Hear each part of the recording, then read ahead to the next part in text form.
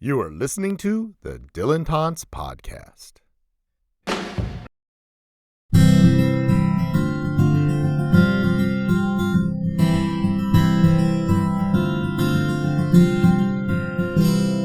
All right, so I'm just going to do a quick intro. Welcome to What Is It About Bob Dylan? I'm Erin Callahan, and I am here today with Rebecca Slaman, a Gen Z expert on Bob Dylan. She earned her BA in English and Classics from Fordham. She was a staff writer at the Fordham Observer, Grain of Salt magazine, and the Broadway Beat, which was a theater satire publication. That sounds interesting. I first remember seeing you at the virtual, during the lockdown, 2021 World of Dylan. Because you weren't at 2019, were you? Probably Nope. Still too young. And you did your presentation on Twitter and social media and Dylan fandom. Is that correct? All right. And then in April 2022, and you presented in Miami with Laura. Yes. I watched that virtually as well. All right. And you were on Laura Tentrud's podcast last June. That's when I also listened to that and thought you were charming and hilarious talking about Wiggle Wiggle. Yeah, always bringing up Wiggle Wiggle. It's interesting because Rob Kelly just talked about it on the latest podcast, that he doesn't want to make anyone talk about Wiggle Wiggle, and I thought, I know someone who might. So what is it about Bob Dylan? What is it about Bob Dylan? Okay. Can I launch into my origin story? Sure, do both. Sort of the intro? Okay. So, as you said, I graduated from Fordham in 2020. It was the last few months of my college experience were from my parents' house in Dumont, New Jersey on Zoom. So it was a rough time for everyone, obviously, but I was sort of, I feel like I hit a wall with my learning experience and I wanted to continue learning and growing. It's like the only way I could spend my days. So, it was a couple things that led me to Bob Dylan because I'm a very new convert, only since 2020, which is why I wasn't at the 2019 one. So I was in a class where we watched the James Baldwin documentary, I Am Not Your Negro, and I love James Baldwin. It was my second time watching it, and I really noticed there's a whole little section on Bob Dylan in that documentary. And that whole section about the civil rights movement. It was 2020. The Black Lives Matter movement was like really gaining steam. And so I was like, this is, really prescient to our current time. It was kind of crazy. They were saying all the same things that was happening in the news. And so I kind of just locked in on that little guy, Bob Dylan, in that documentary. And I'm like, I need to know more about him. So the other part of it was, there's this show called Documentary Now. Do you know this show? I'm not familiar. Okay. So it's a comedy show, sort of, where they pay homage to various famous documentaries. And they have an opening sequence that shows clips of these documentaries. And the first clip is of Bob Dylan doing the Subterranean Homesick Blues. Right. So I made that connection in my head, and I'm like, okay, I want to continue my education. I want to feel like, I'm learning something that's relevant to the present moment. I'm going to watch Don't Look Back. So that was the moment that did it all for me. It wasn't just Bob Dylan's music, which I quickly fell in love with as an English major, as someone who loves Shakespeare, as someone who loves to analyze music. It was more about the cultural moment that I was really interested in learning about. And the thing that really struck me was Bob Dylan was at the March on Washington. He was part of the whole folk movement, which is something I could, dive into. Right. But he was still around to talk about George Floyd. Like, a month before, I saw that he had said in an interview, mentioned that. Right. So I was like, this guy has spanned all of, pop culture in America. And yeah. I was just like, I was obsessed. And of course, in Don't Look Back, he is so cute. He is so cute. It's so funny. And his sense of humor is so relevant to the modern youth culture. So it was just all these connections were being made that I fell into an obsession. Okay, that was going to be my next question. When did it become a major focus or an obsession? Because those of us who go to Dylan conferences and talk on podcasts and read about and do the deep dives, we are obsessed. We are obsessive about him. So that's when it became the obsession for you, was 2020 in the lockdown. Yeah, it was 2020 when, so the first couple of months I got into Dylan, it was like March, April, and it was just me diving into it on my own. Mm-hmm. And one day I just happened to search Bob Dylan on Google with the word fanfic, because I was like, is there fan fiction out there? And indeed there was. And that just made me lose my mind to find out that there were people who stan Bob Dylan in the same way you might stan like a TV show character or, right. I don't know, the Jonas Brothers or whatever. Which is interesting. So what's the most interesting thing you found or the strangest thing you found when you started to dive into that? Let me tell you, there is a piece of writing on an archive of our own. I think it's been privated, but it was this piece called Some Souls Like Stars, and it was between Bob Dylan and Johnny Cash. It's a fan fiction, and it's written like in this very cowboy Johnny Cash language, and it was so beautifully written, but it's like something I could never share with anyone because it is explicit in nature. But it was so good. It was like reimagining these two as cowboys in the Wild West, and that still stays with me. Like it was really influential to finding out, wow, there are really creative people out there who love Bob Dylan. And, it's interesting because, sidebar, in my dissertation, I kind of took the quintessential American voices, and one of them is the cowboy voice. So maybe that person is kind of pulling out that cowboy voice from Dylan and creating something completely new. That's amazing. I would love to read that. Beautiful. It's so beautiful. I'll share it with anyone who wants to know more. I am one of those people that I'm fascinated to see how far people's creativity can take them, and that definitely might push the limit. So what is your favorite Bob Dylan of all the iterations? This is hard to say. It's kind of gotta be the Don't Look Back Bob Dylan, because that was the one I fell in love with. Or rather, maybe the one from the San Francisco press conference in 1965. Right. It shows off the Dylan who's sassy, who's making remarks to the press, but also he's just so normal at the same time. Mm-hmm. And you see that, like, the way that he's edited in the documentary and portrayed by the press later, it's just like a fabrication. Like, it's a characterization of the guy. But when you see all that raw footage, he's just doing his best with all these ridiculous questions and the press, not being prepared. I love him. And he's so funny. Yeah. He's so funny. So cute. And it's interesting because that's exactly, like, everything is so curated by the press to present him as something. And it must get so tiring to hear these ridiculous questions by people who just showed up, and it's more like they're going to a freak show than actually engaging with him, and he knows that, and so he kind of takes the piss. Yeah, totally. And it's in those press conferences you can kind of see the creation of what we see as celebrity culture. Yeah. It really exists on the same level until we had, TVs in our homes and video of this. And so, when you see Bob Dylan creating this image or being characterized in this way, it's like you're kind of seeing history there for those of us who care about pop culture. Yeah, it's definitely, he does that in so many ways. That's part of my argument about the 80s too, is that he's trying to figure out what old rock stars or, musicians do when the technology no longer, or just the pop culture has gone beyond you and doesn't really fit your style, and he doesn't know what to do, so he's trying to figure it out.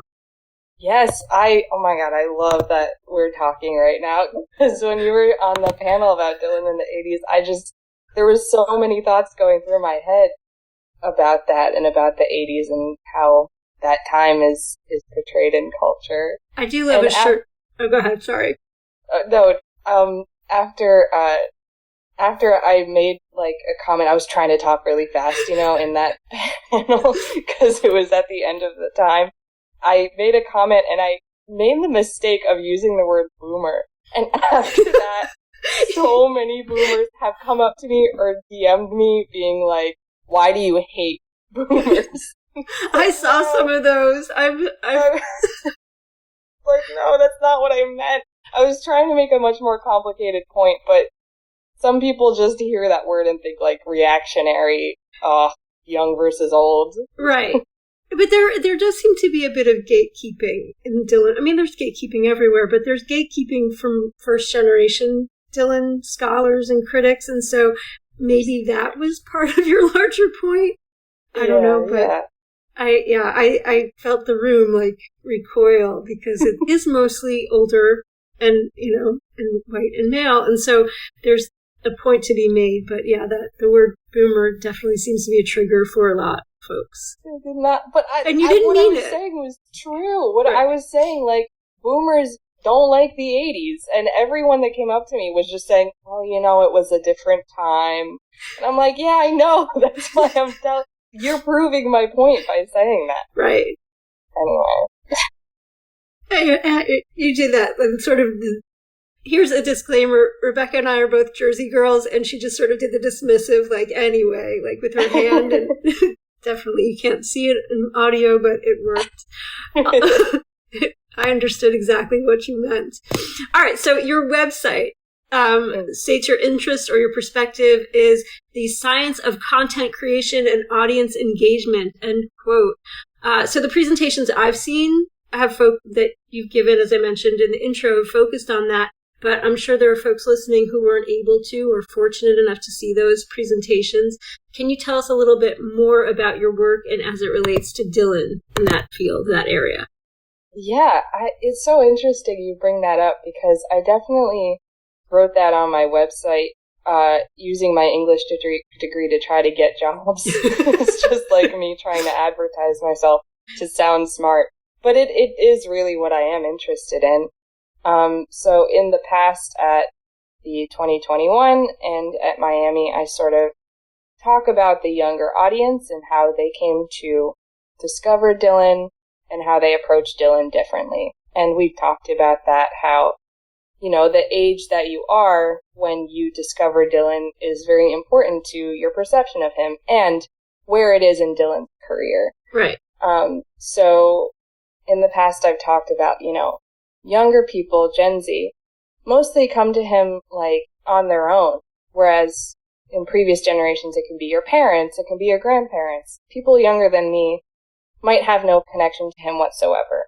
And so they're coming to him with a fresh face, not being told, this is a guy who is important. This is a guy who's like a rock legend. And that influences, how you're able to engage with him. So yeah, I'm interested in the ways that audiences find artists, how audiences engage with artists.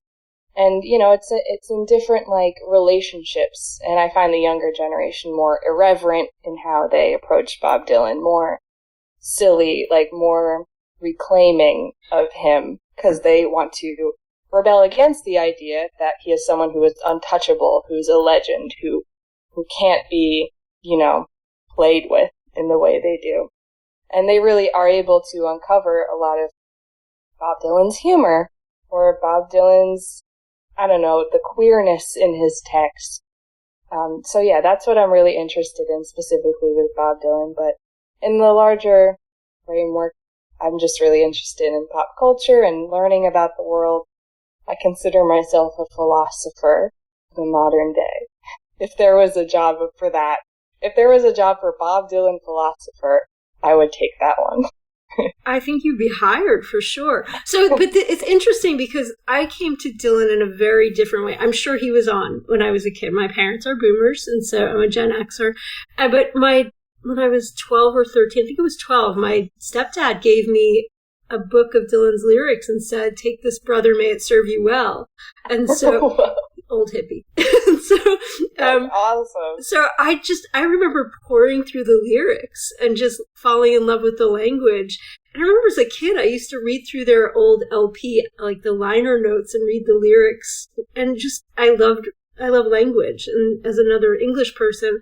And so that's how I came to Dylan. And you're right, your entry point is definitely, it shapes your whole view of him. And then when I really got into Dylan, it was mostly through bootlegs, so not really albums. It was just, my friend just started giving me all these great bootlegs, and so it's just a weird entry point to come to Dylan. It makes so much sense, though, because, I mean, like, we talk about all this other stuff, but the lyrics are really indisputably genius. Like, it's so hard to talk about because how good they are. You can do close readings, you can do analysis, but they're just freaking good. And yeah, like, the way that I love Shakespeare is the way that I love Bob Dylan, like, endlessly just gems of beauty. And we also share, I love James Baldwin, and I actually met Court, who's my editing partner, my co-editor on the book and the 80s book we're going to do, because I went to his panel to see a presentation on James Baldwin and Dylan, not to see his, and that was 2019, but we became fast friends, and it was a brilliant presentation, and just what you were saying about Baldwin and Dylan and their relationship and civil rights, but that's the one I went to. Wow, I would give anything to know what they were talking about at that committee meeting. You know, those pictures of them right before Dylan goes up and like says, "Oh yeah, I get shooting the president." Yeah, I see. Like, what were they talking about? I love it. But I mean, James Baldwin and Bob Dylan are both people, when you read their words, like, you can hear their voice in your head. Just such strong, singular voices. Agreed. I love that. This kind of leads me, I have a thing. I wanted to ask what you're currently working on, but your discussion about, your interest in fan culture makes me want to jump a few questions. So as a Gen Z Dylan scholar and expert, how is, and maybe you've answered this, how is it different than boomers or Gen Xers or even millennial Dylan scholars and critics? Obviously, you're saying you guys play with Dylan in a way. Like, can you expand on that? Because I think that's really interesting. My whole focus is making sure that this field, hopefully, not that I'm singular in this in any way, shape, or form, but to have a little part in making sure this field lasts like Shakespearean studies. Mm-hmm. Yeah, totally. I mean, that's how I describe the conferences. I'm like, you know how people are still studying Shakespeare? That's what we're trying to do with Dylan. Mm-hmm.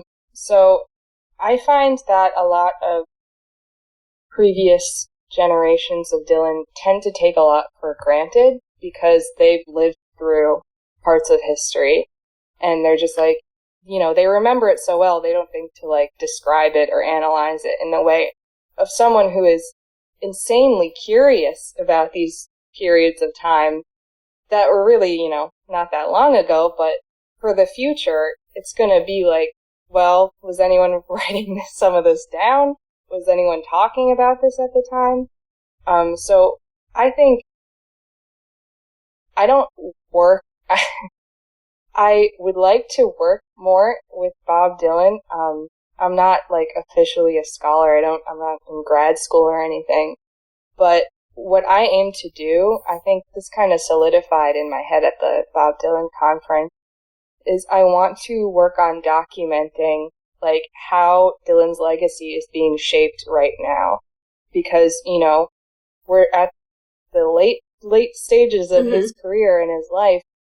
And the next few years are going to be crucial in cementing that legacy. And obviously the people who are in charge of Dylan's estate, Dylan's archives, are instrumental in that. But the eyes of the fans and the views of the fans are more important than anything in creating that legacy. So what I hope to do and what my goal is to try to gather all that information about what it was like, what people were saying at these different times in Dylan's career. And that illuminates, like, the generations. That's always what it comes down to. People say, oh, generations are made up. which they are. It's just like a way of classifying the time in which people grow up and how it influences their life. There's so much of what we experience that is a human construct, so, I mean, generations are as well. Exactly, yeah. And we live in a society, and society inherently shapes who we are and how we see the world. Right. So, Bob Dylan is both like a perfect object to study society and how they react to certain, attitudes and beliefs and music and icons. And he's also someone that you can look at the world for. Like, how were people reacting when Dylan went electric, when he went gospel, when he started doing his old songs again? All this is like so important to understanding American culture, pop culture, and I just feel like documenting this is so important to me, at least. And that's what I got from being at the conference. Everyone has such interesting ideas. Like, I'm so happy that everyone can come together and generate new ones. I agree with that. I was energized because there are ways that people approach Dylan that are ways I would never consider just because we are singular in our own focus. But it's so interesting to hear how people are coming at him in a different way. And Craig Danieloff, I'll give him credit. He said he did this great thing with his hands too. He's like, there's a picture of Bob Dylan and we're all filling it in. And we all have these different components of it that every piece, every bit that's out there, every piece is adding to our understanding of it. And I was like, that's what I want to talk about. I want to hear more people. And I try to listen more than I speak when I'm at those things, at the conferences or when I'm among Dylan scholars, because I want to learn what their perspective is. I know what mine is. I'm with me all the time. Yeah, but it's amazing, the collaborations between all of us, just like outside of the panels even, we just have such beautiful generative ideas about Bob Dylan. It's so beautiful. And he's someone who has been, every part of his life has been written down at some point. So what's important is what we're saying. Like, what do we think of him? It's all part of the same story. It's interesting because I've been focused on live performance because I feel this sense of urgency because he's 82. Not Paul Williams, Dylan is 82. And there's going to come a point, as Nina Goss says, where the inevitable and unthinkable happens. Either Dylan dies or he stops touring. And we are a part of that lucky generation who have been able to see him live. And of course that gives privilege to the older Dylan fans who are able to see him in the beginning all the way through, which is delightful. But then you're right that we have to at least try to recreate the ephemeral experience because we really can't, because being in that moment, in that room with Dylan and the crowd and the energy of the crowd just can't be recreated by listening to bootlegs, but we have to tell the story to folks who weren't there. So that to me, that's been a focus. You don't have to be in graduate school to have a voice on Dylan. You're still a Dylan scholar. That was something else I wanted to point out. I'm writing notes as you're talking. And then he is very conscious of his legacy right now, don't you think, about how he's crafting it? Yeah, whether he admits it or not, so the archives are getting all that stuff somehow. Right. And you have to imagine that he has a say in everything that gets put out under his name. Except the auto pen. Except the auto pen. Well, he was ill-informed, so. We'll give him that. But, what was I going to say? But even the performances, I was going to go there. I just lost my train. Oh, the performances. He's playing so much from Rough and Rowdy Ways now because I think he wants as many live recordings of those, whether he wants to admit it or not, that he can possibly have in later work. So we have those. Yeah, it is strange, I will say, how locked down these concerts are. The organic bootlegs are pretty much impossible, though we find a way. They're so discouraged by the Dylan camp. And that's, obviously they're recording it themselves, I assume, and on professional equipment. But strange. It makes me think that there's probably someone that they just tap, like you can, like they want to leak just a few, maybe. I don't know. Yeah, maybe. Because if you have to have your phone in a plastic bag, I mean, how are you getting the recordings? I don't know. Like, people have to be creative. I mean, we're getting them somehow. Yeah. It is interesting how he or whoever's in charge is, like, so controlling over these modern recordings, and no video. We, like, never get video. We barely get photos these days. So, yeah, he must be very particular about the images. He must have really liked the Into the Mystic audio. yeah, right? He sounds great on it. Yeah, that was so fun. I love when something new happens on Dylan Twitter, and it feels like, you know, we're all in the same room. Like, does anyone have the recording on this? Oh, we found this TikTok with the audio in the background. Can anyone strip it? That is so fun. That's like the most fun I have. Agreed. So what are you currently working on? Other than a brilliant piece on Hearts of Fire? For the as on yet developed 80s book. Yeah. So I have some podcast appearances coming up. I'm going to go on Pod Dylan again. I'm going to be working with Laura Tenchert more closely. We recorded something about the world of Dylan, and I'm probably going to be more collaborative with her in terms of Definitely Dylan, which is great. I think she's just the best. That's fantastic. Yeah. We don't know what capacity yet, but I'm really excited about that, because the world of Dylan was so fun. Oh my gosh. Agreed. It was amazing. I felt so much joy, and like there was something magical about being around all these people who were also respectful, and like we all just were there because we cared about something so deeply.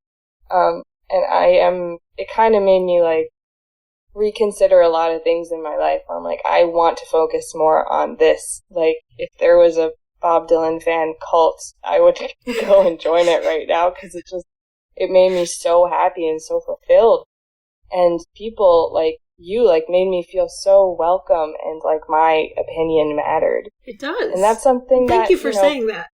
Of course, yeah, that really like changed my whole perspective when you were like, yeah, on this panel, something you said influenced this thing that I thought, and it was just like the magic of collaboration and like just this loving, you know, community. So I don't know what I'm working on next, but I want to focus more on Bob Dylan and hopefully have more output for my loving fans out there. Of course. But I think that's one thing. Laura and I had a conversation when we were all sitting in the lobby, I think Saturday night. Like, what is it that makes this so great? I was like, well, because Dylan, like, we're just here to support each other. And I've decided that I don't want any gatekeeping in my world. There could be nothing negative in my Dylan experience. And as soon as I feel a tinge of that, I kind of figure out what's going on, and I figure out how to get past it. But yeah, I want everyone to succeed. I want to help if I can. And I feel like everybody feels that way. And it's such a beautiful experience just to be around people who want to do good work and support each other. Yeah. And it was amazing being there as, you know, a younger person, early career person, surrounded by all these like authors and professors and, you know, professionals in this world of Bob Dylan, even if it's not like your primary thing or whatnot. It was so inspiring that, you know, people could make a living off of Bob Dylan. Like, after that, I searched on Indeed, Bob Dylan jobs. What did you find? Nothing. There was nothing out there, but we all had a little bit of hope for a split second there, Rebecca. Yeah. What did you find? Tell us. Maybe move to Tulsa and work the ticketing at the Bob Dylan Center, I guess. Maybe. I don't know. But I'm determined. I'm going to figure it out. Bob Dylan job. We call it Bob Dylan Sleepaway Camp, the world of Dylan, because everybody's there. I come back like just energized and happy, and it's just all Bob Dylan all day. And it's, it's like being at sleepaway camp. Yeah, and it's like, Bob Dylan fans are elite. Like, they're everywhere. It's like one of the biggest underground fandoms. Like, people you don't even know are Bob Dylan fans are Bob Dylan fans. Musicians, comedians, late night show hosts. Everyone How can you out not there. be? Yeah. I mean, I know that's a biased perspective, but no, it's indisputable. Like, the lyrics, the guy, the influence. image, the voice, all of it. It's iconic. Right. They're all great. So speaking of your inspiration for a career on Dylan, how does he inspire your writing? Oh, so I've taken up like a bit of a hobby where I'm learning guitar. Oh, that's fantastic. And, yeah, I've never really done fictional writing. It has not come easily to me. But I was like, maybe I could dabble in songs. And so I was trying to seek inspiration from some of my favorite artists. And with Bob Dylan, it was just impossible to try to like play around with his songs. They're so perfectly crafted and say exactly what they mean to say that I found that very difficult. But, that's inspiring me to keep trying, being creative in a way is so essential to living a happy life, I think. Agreed. But in terms of the writing that I do, I end up being very analytical. For a while, it was my dream job to be a critic, like a theater critic or a film critic.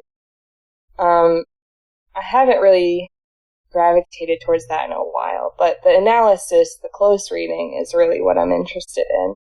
And so when I am, I'm still deep in a Dylan obsession, I just want to know everything about his life. And so I do the learning, I analyze in my head, and then, like, he's just like the source. He is the source code for inspiration in reading anything about him or in, pop culture in general. He's such a good beacon of inspiration. I don't know. He's a fount. Do you gravitate more toward biographical work or the creative, like the lyrics? Mostly like the lyrics and documents, like documentarian efforts on him.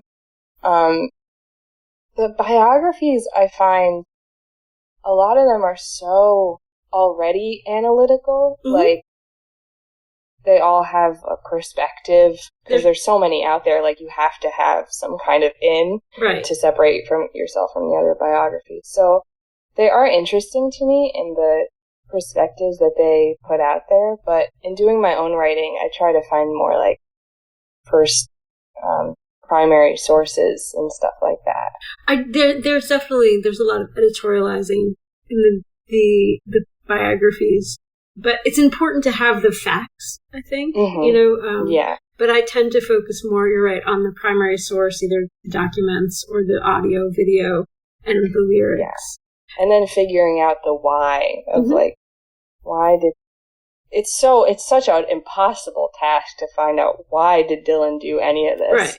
So it's much easier for me to be like, why did audiences react in this way? Why did critics react in this way? That's sort of the sphere I've found myself. It's interesting. I'm looking forward to more of your stuff. I find, too, the characters that inhabit Dylan's songs to be interesting.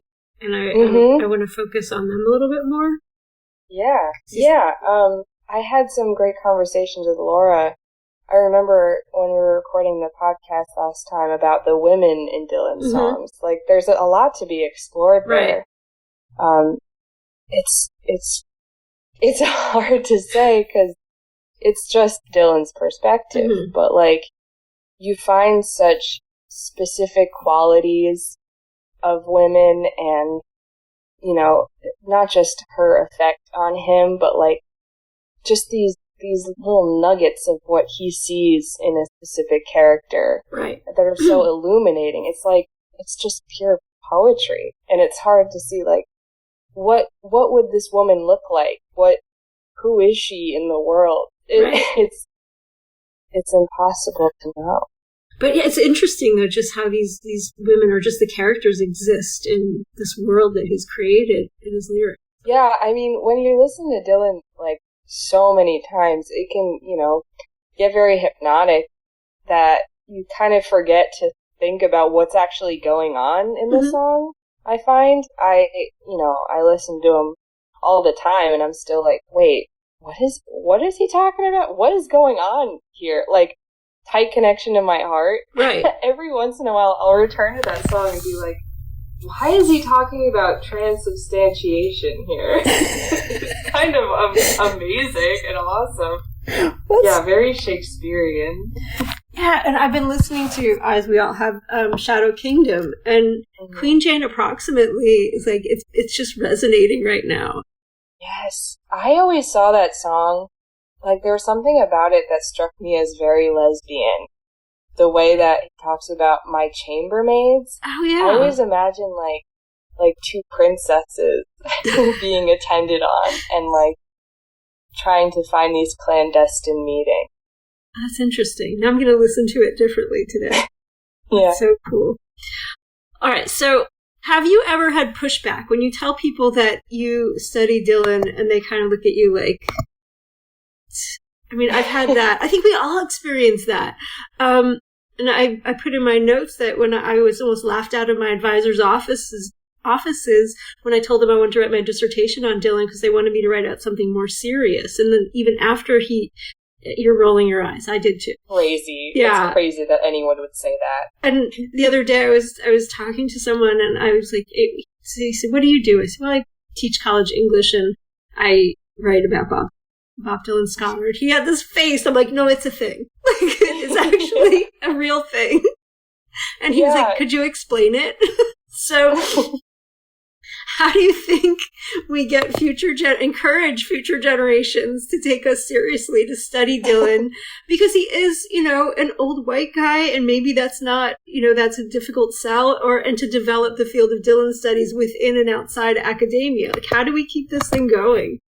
I think that things are looking hopeful from my perspective, because saying that you're a fan of Bob Dylan with people like my age and around my age is like really cool. Okay. Like, because he's so influential on musicians, filmmakers, like people who are interested in serious art, like, you can't say you don't like Dylan. Like, you can say you don't get Dylan. Right. But I think that saying you like Dylan is like getting you into a secret club. At least that's what I find in just like my casual, like with my coworkers and stuff. People think it's really cool that I like Bob Dylan.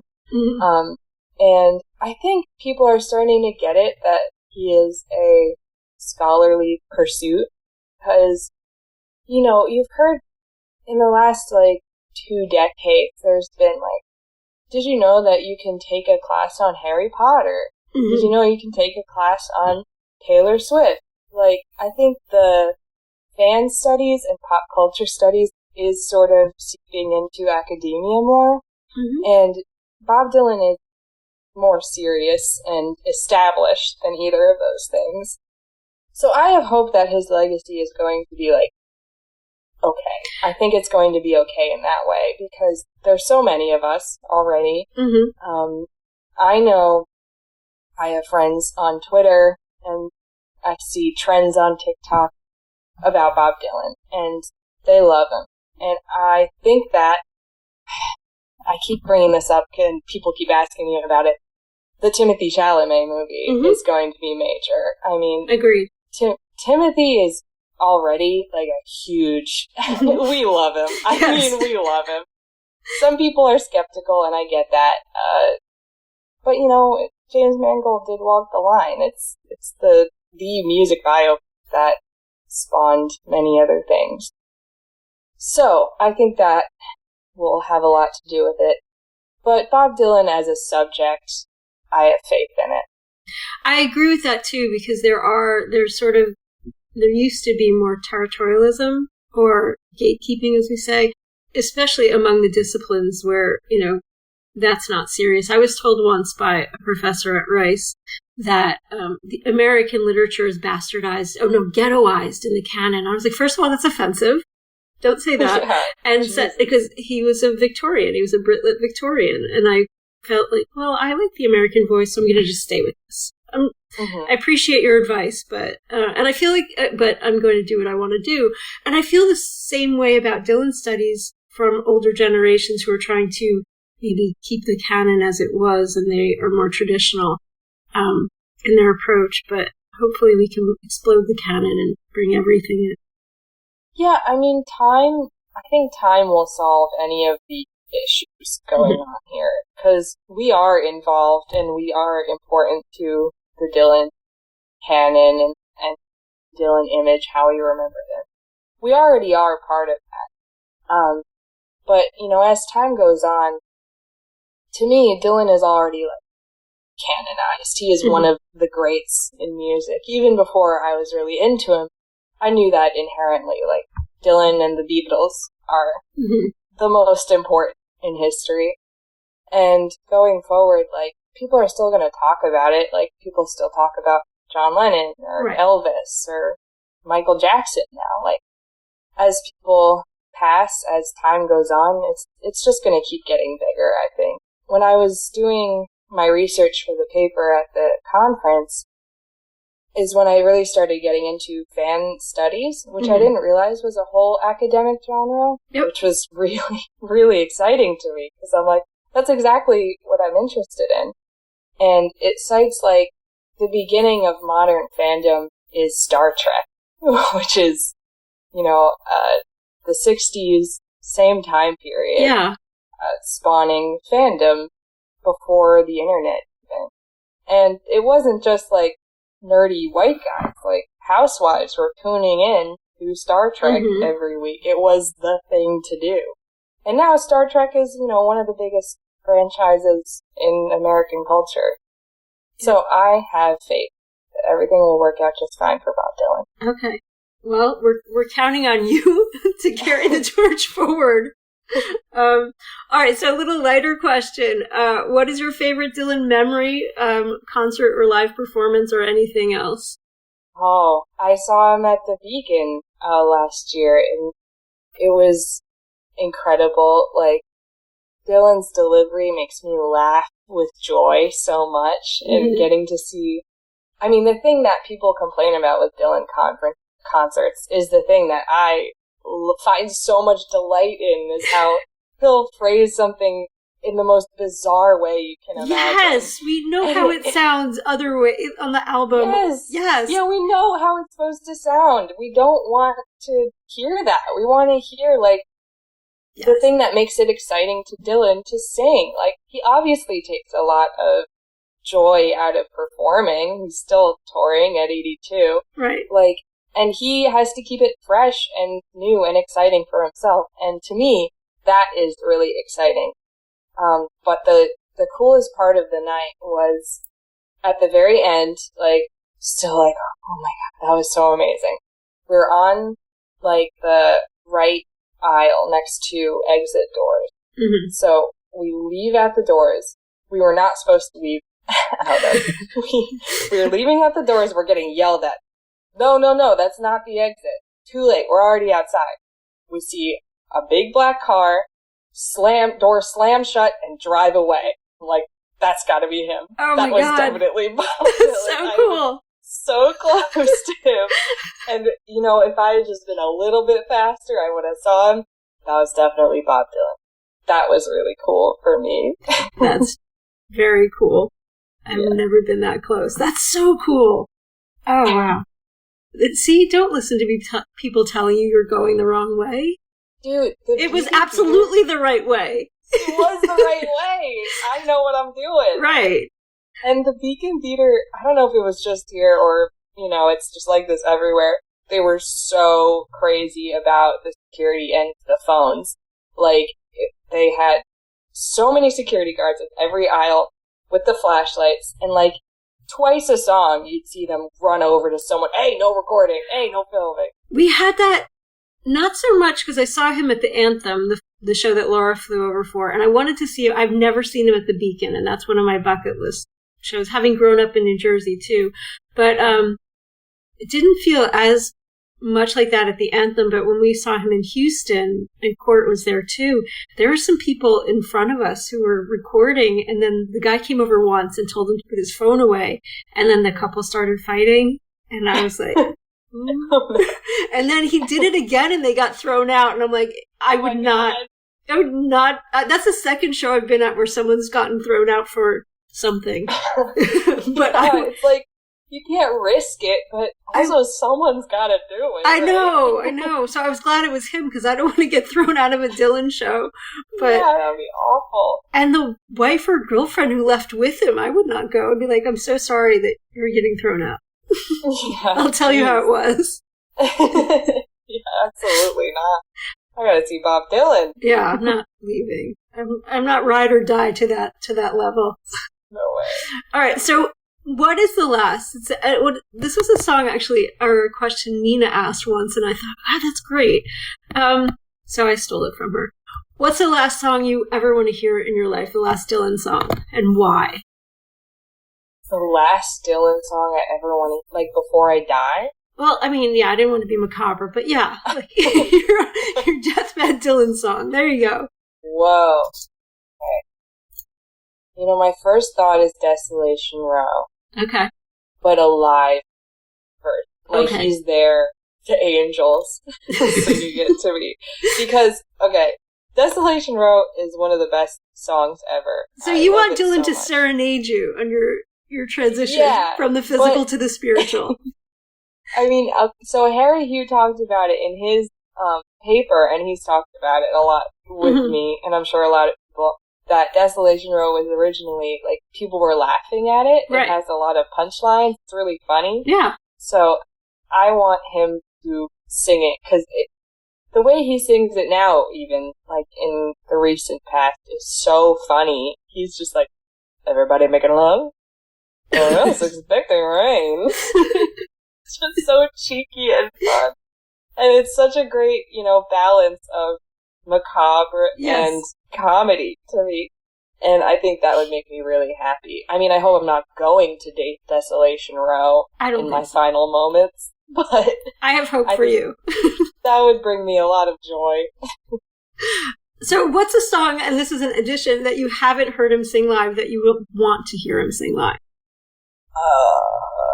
It's that song. I mean, I've seen a lot of recordings of him in the last couple of years performing it, but he didn't play it when I saw him. I've only seen him once since being a Dylan fan.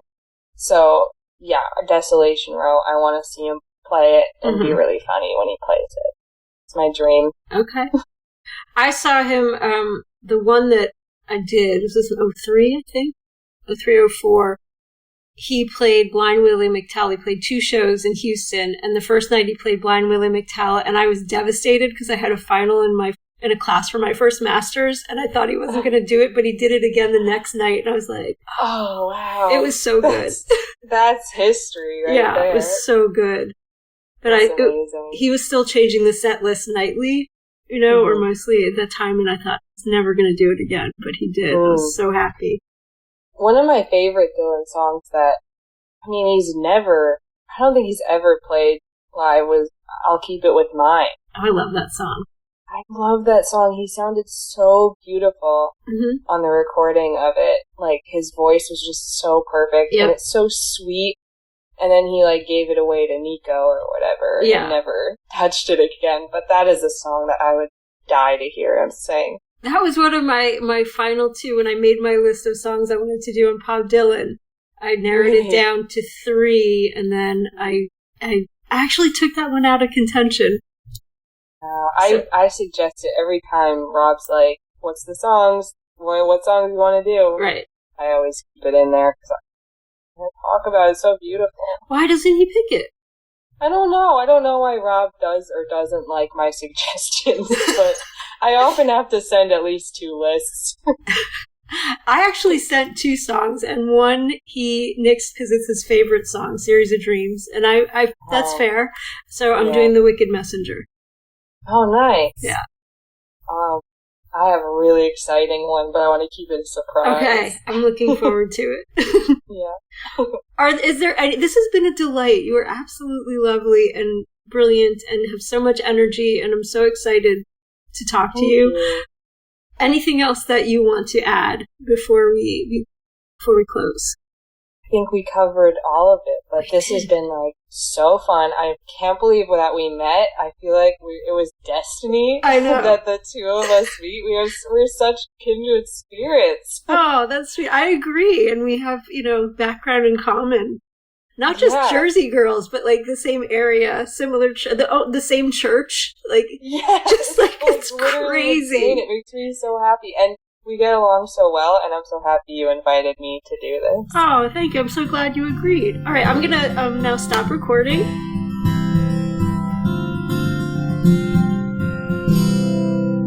Thank you for listening to the Dylantantes podcast. Be sure to subscribe to have the Dylantantes sent directly to your inbox. And share the Dylantantes on social media.